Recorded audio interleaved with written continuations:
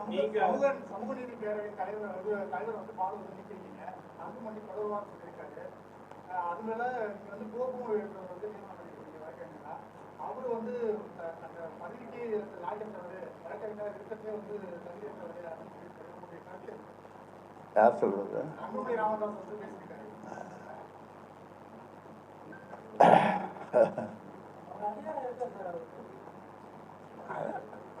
வழக்கறிஞர் சமூக நீதி பேரவை மாற்றி போட்டிருக்கோம், அவ்வளோதான். ஏன்னா இவர் சரியில்லை என்பதனாலே அவரை மாற்றி போட்டிருக்கிறோம். ஏன்னா ஒருத்தரே இருக்கணும்னு அவசியம் கிடையாது, அதனால் வந்து மாற்றோம். ஆண்டு காலம் வந்து கேபால் வந்து பல வழக்குகளை பாமக தொடர்ந்திருக்காரு, பல வழக்குகளை வெற்றிகளையும் பெற்றுக் கொண்டிருக்காரு. அவரை மாற்றுறதுக்கான அவசியம் இல்லை. இதுக்கு முன்னாலேயும் பாட்டாளி மக்கள் கட்சிக்கு இந்த வழக்கறிஞர் சமூக நீதி பேரவை இருந்தாங்க. அவங்க இவரை விட திறமையானவர்கள். ஆனால் இப்போ நம்ம கட்சி இல்லை, வேற கட்சிக்கு போயிட்டாங்க. ஆனால் இன்னைக்கு என் மேலே பாசமாக இருக்கிறாங்க.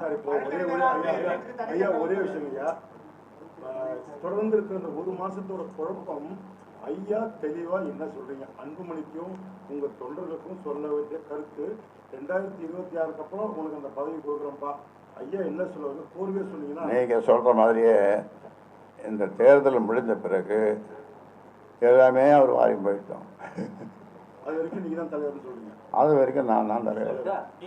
அதாவது இதை நிறுவிய நான் ஒரு தலைவர் பதவி தான். வேற வந்து நான் வந்து கூட்டணி சேர்ந்து கூட்டணி மந்திரி சபையில் போய் மந்திரியாக அந்த சீட்டு அந்த மாதிரி எப்பொழுதும் எந்த காலத்துலேயும்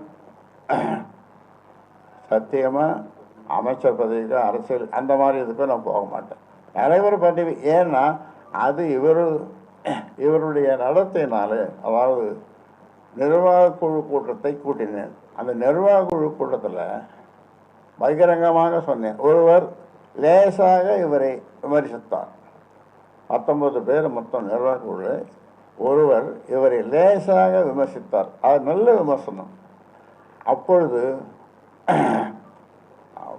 பாய்ந்தார். அவர் துப்பாக்கி இருந்தால் சுட்டிருப்பார் அவரை அந்த அளவு பாய்ந்தார். அப்புறம் மற்றவங்களாம் கருத்து சொன்ன ஒன்றும் இல்லைன்ட்டாங்க, பயந்து எல்லாம் யாரும். அதோடு இந்த நிர்வாக குழு உறுப்பினர்கள் நான் சொல்லி நீ இப்படி சொல்லு இப்படி பேசு அப்படின்னு நான் சொல்லி அவர் கூட வந்திருக்காங்கன்னு அது வேற சொன்னார். அப்போ தான் நான் சொன்னேன், நம்முடைய தலைவருக்கு தலைமை பண்புகள் இல்லை, லீடர்ஷிப் குவாலிட்டிஸ் என்று சொல்வார்கள், அது இல்லை என்று பகிரங்கமாக சொன்னேன். அந்த நிர்வாக குழு உறுப்பினர்கள் கேட்டாலே சொல்லுவார்கள். அதனால் அதுவும் ஒரு காரணம். யாரிடமும் தொலைபேசியில் பேச மாட்டார், பார்க்க முடியாது. இப்போ தான் கூவி அழைக்கிறார், வாங்க வந்து பிரியாணி சாப்பிட்டுட்டு போங்க, ஆமாம் களைப்பாக இருக்கிறீங்க, தண்ணி குடிங்க, ஒரு ஃபோன் நம்பர் உங்களுக்கு கொடுக்குறேன், அந்த ஃபோன் நம்பரில் என்னோட கதையும் கொடு. ஐயா, உங்க கூட இருக்கிற அன்பழகன் வந்து பணம் வாங்கிட்டு தான் வந்து மாவட்ட செயலர்கள் புதிய நிர்வாகிகள் போடுறாங்கன்னு அன்பழகன் மீதையும் ஜிகே மணி மீது கடுமையான குற்றச்சாட்டை வச்சிருக்காங்க. அது உண்மைதானா?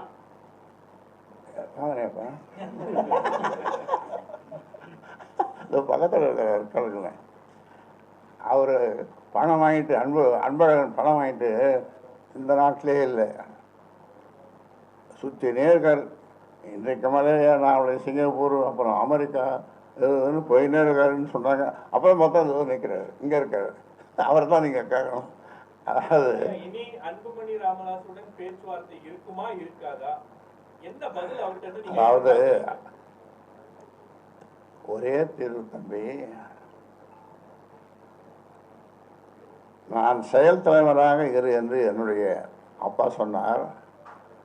அது மந்திர சொல்லு, தந்தை சொல் மிக்க மந்திரமில்லை என்று சொல்வார்கள். அது மந்திர சொல்லு.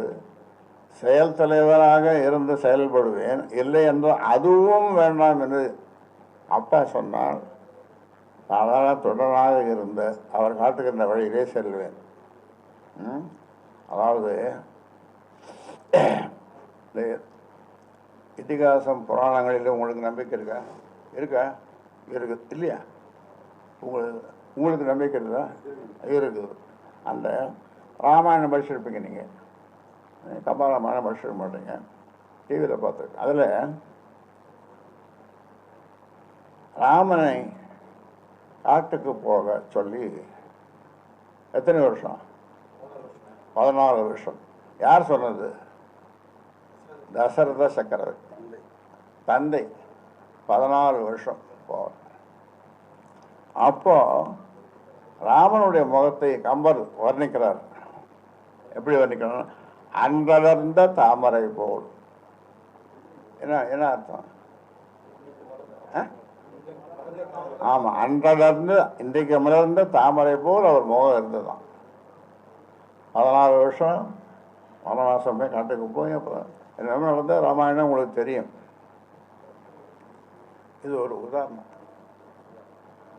இந்த பேச்சுவார்த்தை சரிப்பட்டு வரல அப்படின்னா என்ன தீர்வு? நீங்க திரு அன்புமணி அவர்களை கட்சி அடிப்படை உறுப்பினர்கள் ஓ, அது நிற்க மாட்டேன், அது செய்ய மாட்டேன், அது செய்ய மாட்டேன். தலைவர் மாற்றப்பட்டார்னு சொல்லி தேர்தல் ஆணையத்துக்கு தகவலோ அது கடிதமோ கொடுத்துருக்கீங்க. தலைவர் மாற்றப்பட்டிருக்காருன்னு சொல்லி முறைப்படி தேர்தல் ஆணையத்துல அந்த தகவல் சொல்லலாம். ஆமாம், அதெல்லாம் ஒரு சடங்கு, அதை செய்யத்தான் ஆகணும். நாங்கள் ஒன்றும் இப்போ இந்த சிக்கல் போய் கொண்டதுனால இதுக்கு ஏதாவது தீர்வு இருக்கு. இதுக்கு ஏதாவது ஒரு தீர்வு, நல்ல தீர்வு நடந்து இது முடிந்துவிடும் என்ற ஒரு நம்பிக்கையினாலே அதை கொடுக்கல. பாமக நிறுவனர் அவர்களுக்கு நிர்வாகிகளை நீக்க அதிகாரம் கிடையாது. தலைவராகிய எனக்கு தான் அந்த உரிமை இருக்கிறது. அதனால் நீங்க நீக்கப்பட்டவர்கள் அனைவருமே பதவியில நீடிக்கிறான்றாங்க. நிர்வாகத்துல யாருக்கு அதிகாரம் இருக்கிறது? நான் சொல்லிட்டேன். நான் நிறுவனர் தலைவர் சொல்லியாச்சு. இப்போ ஓட்டு போடுற மக்கள், வாக்களிக்கிற மக்கள், அது 18 வயசோ அல்லது 90 வயசோ அதுக்கு மேலேயோ எல்லாம் என் பக்கம்தான் இருக்கிறாங்க. எல்லோரும் நீங்கள் எங்கேயாவது போய் கேட்டு பாருங்கள். ஒரு கிராமத்துக்குள்ளே போய் இதை சொல்லி பாருங்கள். அதை எனக்கு ஒன்றும் பிரச்சனை இல்லை. எனக்கு மக்கள் தான் முக்கியம், நாடு தான் முக்கியம். இந்த நாட்டு மக்களுக்காக பாட்டாளி மக்கள் கட்சி ஒரு சாதிக்கான கட்சி இல்லை. தமிழ்நாட்டில் இருக்கிற 324 சாதிக்கு 324 சாதிகள் சமநிலையோடு இருக்க வேண்டும், சமூக நீதி பெற வேண்டும், கல்வி பெற வேண்டும், பொருளாதாரத்தில் சிறந்து விளங்க வேண்டும் என்று அந்த மக்களுக்காக 324 சமூக மக்களுக்காக பாடுபட்டு வருகிறவன் என்றான்.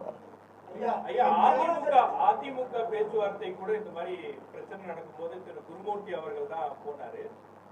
அந்த கட்சி நாளா உடைஞ்சிருச்சு. இப்போ அந்த மாதிரி ஒரு சூழல் பாமகவுக்கு வந்துருமோ அப்படின்ற பயம் உங்கள் தொண்டர்கள் மத்தியில இருக்கு, மக்கள் மத்தியிலும் இருக்கு. அது உங்களுடைய நல்லெண்ணம் என்ன சொல்லுங்க பார்ப்போம். நல்ல கேள்வி. அவர் பதில் சொல்லுவாரு, உங்ககிட்ட கேட்கற நல்ல கேள்வி என்ன?